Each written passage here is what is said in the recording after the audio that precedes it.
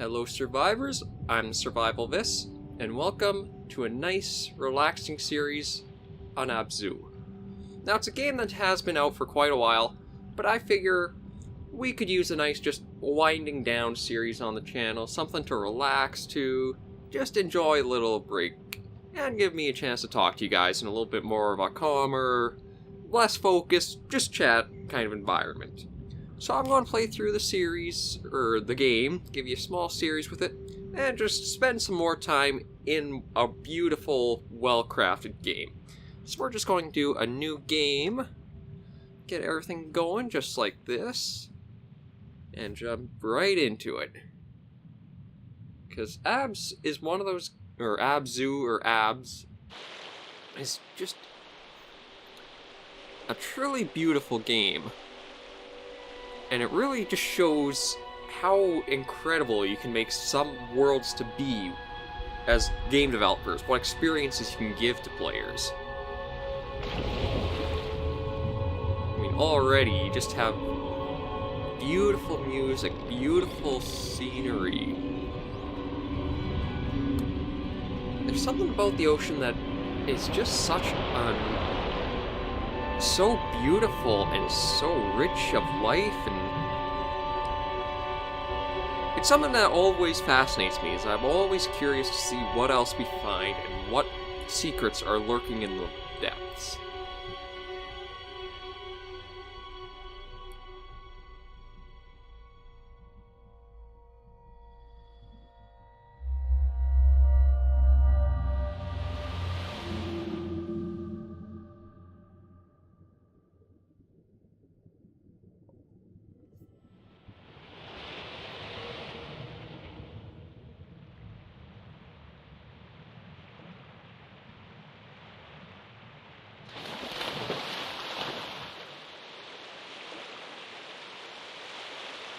And there's our little avatar we'll be playing as. Now you do notice the little pattern on the back. That's just because of the previous playthrough I did get all the kind of collectibles there were, so it just adds a little something, but we won't spend too much onto that. We'll get right in and just enjoy the scenery. Because a lot of games really do their best to capture the ocean's just natural beauty in the world. Some of them have done it very well, others do struggle a little bit, but ABZU is one of those ones where they really found what makes it just so awe-inspiring and so just beautiful. You're going to hear beautiful a lot this series, but it's going to be well earned.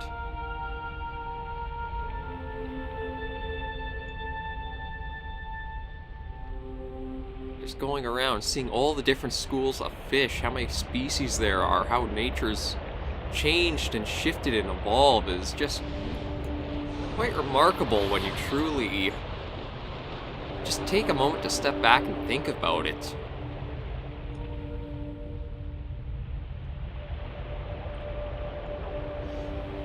And as fantastical as the game might seem sometimes, there are places in the world that are as lush, as beautiful, as just gorgeous and surreal as this is.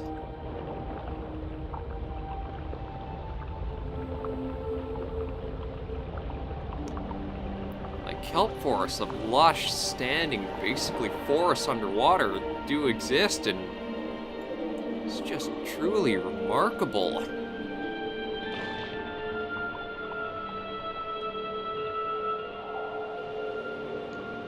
I wanted to spend some extra time in the series, because I have watched other people play it and go through everything, but one thing that they never really did was just take a good amount of time just to kind of go through and enjoy and just kind of chat about what developers have really put so much effort into. Like each fish that you see here is its own unique species. how much they had to render and all the texture work and that. Just really show off how incredible it is. Let's just head around. Are these all possibly already done?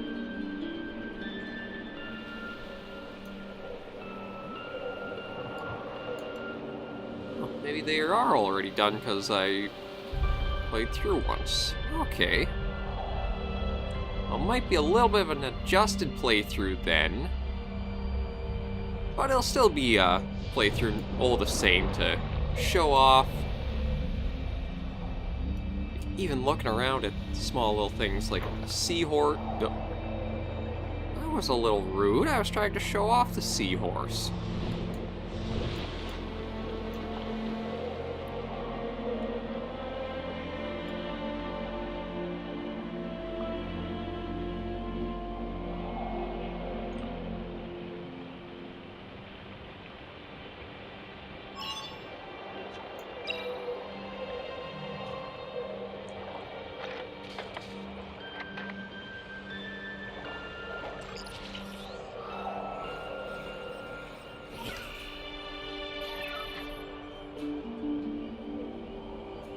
We got a little buddy going along with us now. Look at all the sea turtles and the grouper. I wonder if we can actually get closer and try swimming with that shark, or one of the sharks we've been seeing going around.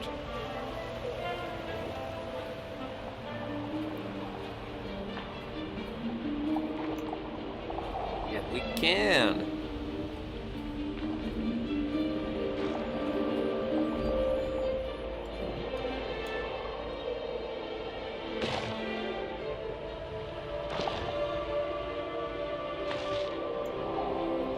Little thing going around eating everyone or everything.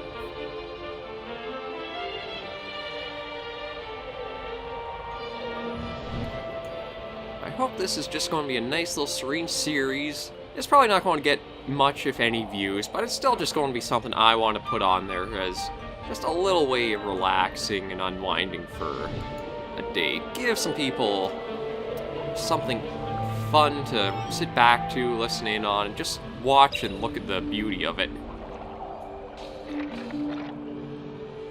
So we'll get another little buddy together here. I want to see, I don't know if there is actually a little meditation shrine in this area or not.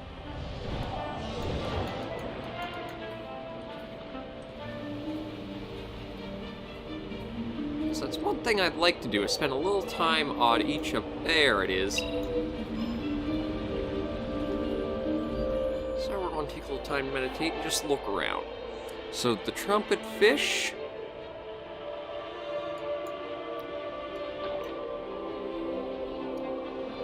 There's just so many unique different species, and right now we're following the black sea bass. You were the one who went and ate the seahorse on us as we were trying to get close to look at that. What else do we got? We've got yellow tangs, fairly common reef fish where they live. And let's see if we can find something else. Female California sheephead.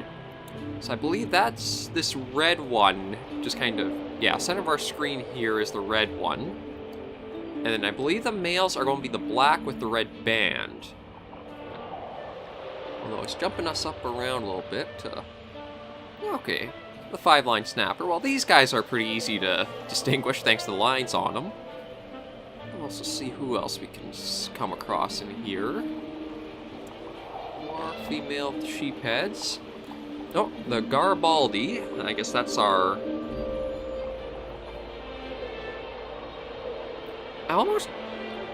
Actually, maybe it's not. I thought it might have been that kind of red, almost goldfish-esque one, but it might be the smaller sort of sardine kind of. Kind of hard to see when they all group up in schools like this. We'll go through.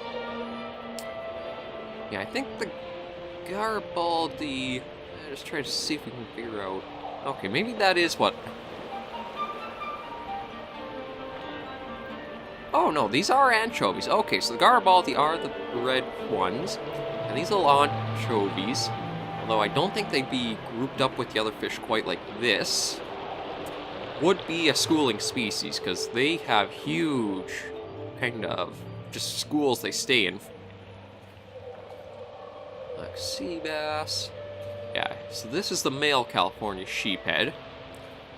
Judging from the teeth when they open the mouth, I think they may be almost a coral eater, because it reminds me a bit of the parrotfish.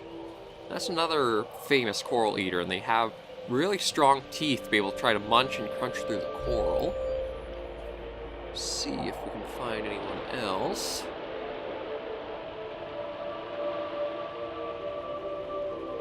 Anchovy, Garibaldi,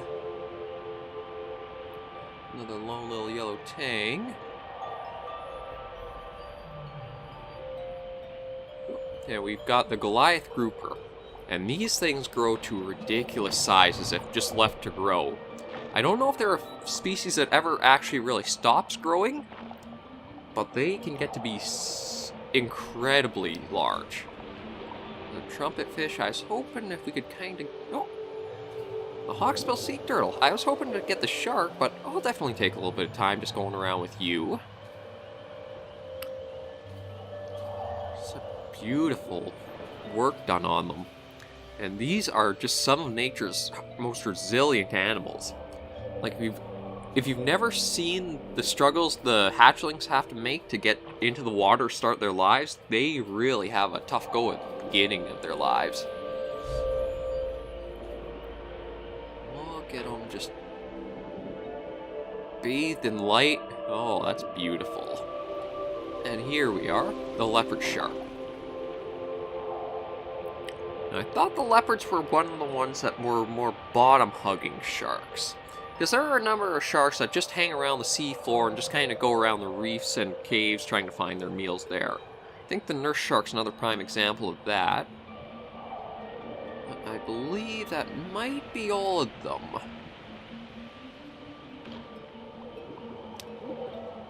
Leopard sharks are going at it pretty good. Yeah, so it seems... we might have seen everybody there is to see, I think.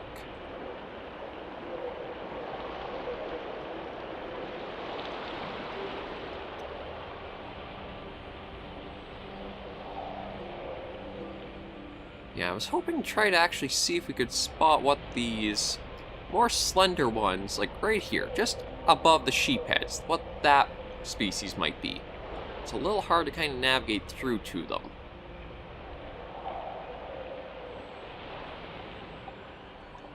Okay, but we'll exit there, and I think we'll continue on our way to see what other creatures lie in this vast ecosystem.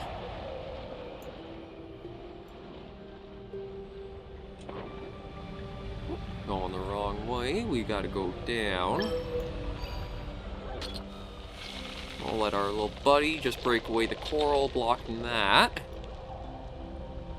And we'll continue on our way forward. Ooh, and a great white. The great whites are one of the just most amazing shark species out there. Ooh, and a bunch of moray eels, I believe.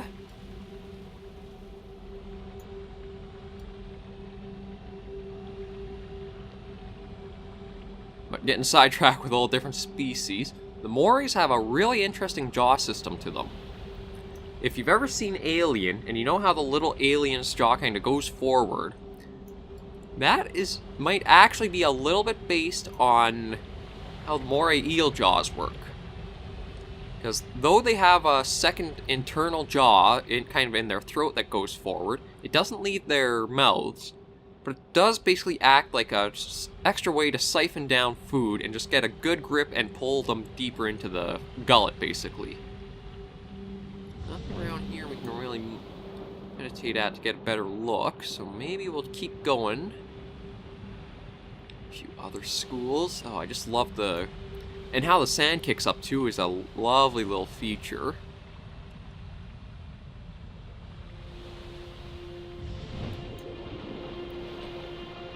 I'll just go through the kelp forest a bit here. And all the life is gone from here. Basically a dead zone. And it's sad to say, but there are more parts of the ocean that are becoming dead zones. Even worse than this, because at least here you can see kelp struggling. Some dead zones are just nothing there. But we're going to go down into here.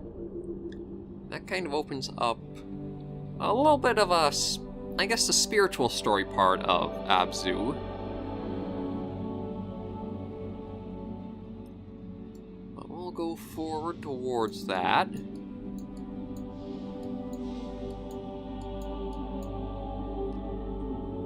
we'll interact with this little bit of, I guess, essence of the sea or essence of the ocean.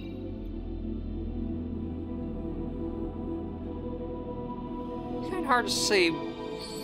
I'll probably speculate more on the story as we go along, but I think for now we'll just kind of enjoy how it plays forward a bit here.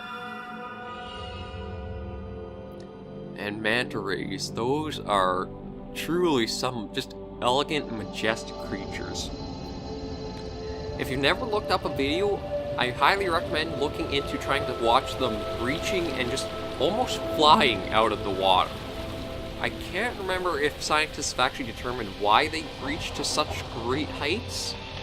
I can't remember if it's a mating display or something like that, but watching the mantas leap out of the water like they can is just remarkable to watch. And we've restored life back to here. So as I've been talking about these guys, let's go hang a ride on one if we can.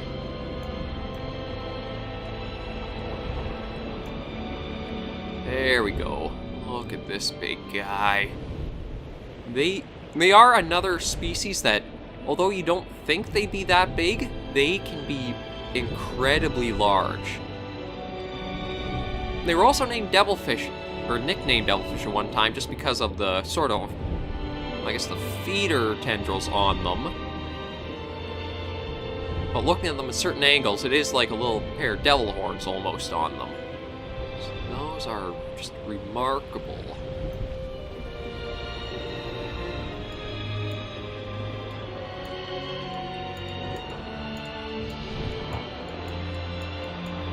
And we got a whole school of fish behind us too.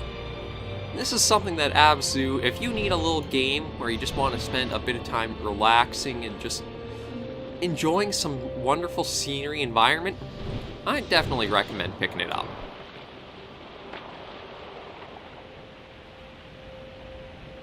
Don't see any little meditation statue, though.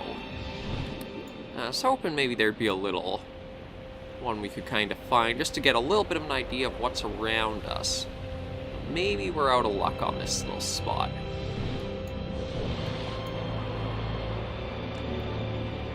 It's still quite gorgeous just to start swimming and then even get joined by schools of fish like they do.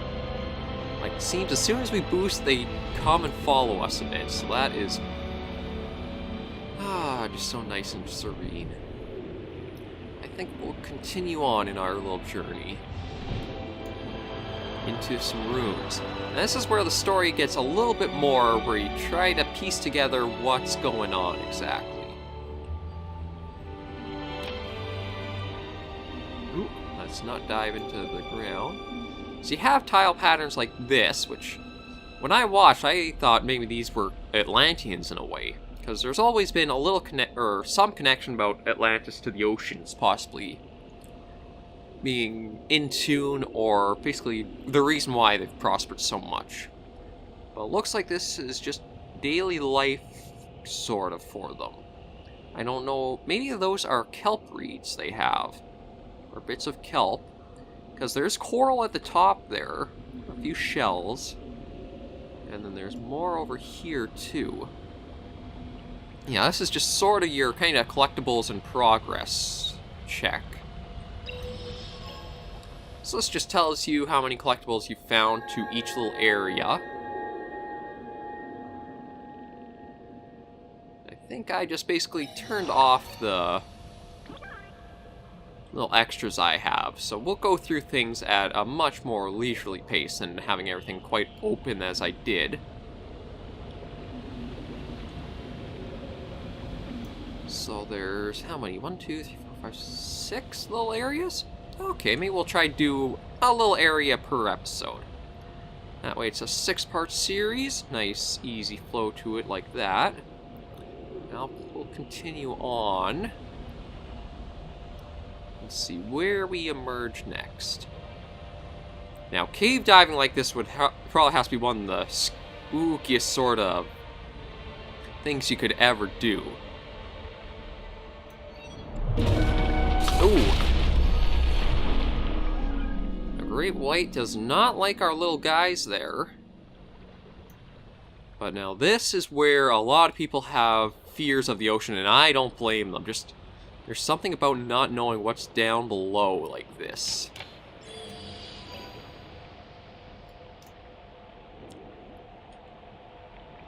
But leatherbacks are another amazing creature, too. Oh, we're already at the bottom.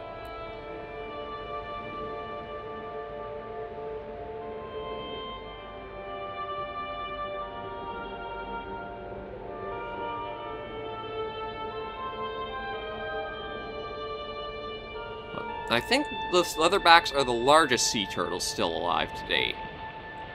And they got their name because their shells aren't actually... I don't believe they're as firm and rigid as many other sea turtles are. It's more... well, just like they kind of said, it's more of a leather to it.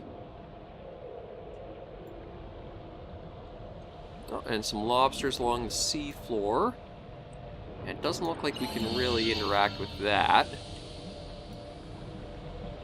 Oh, and a few horseshoe crabs going around. So I think that's about everything to see for here. So now I think we'll head up to the little zone change that's there.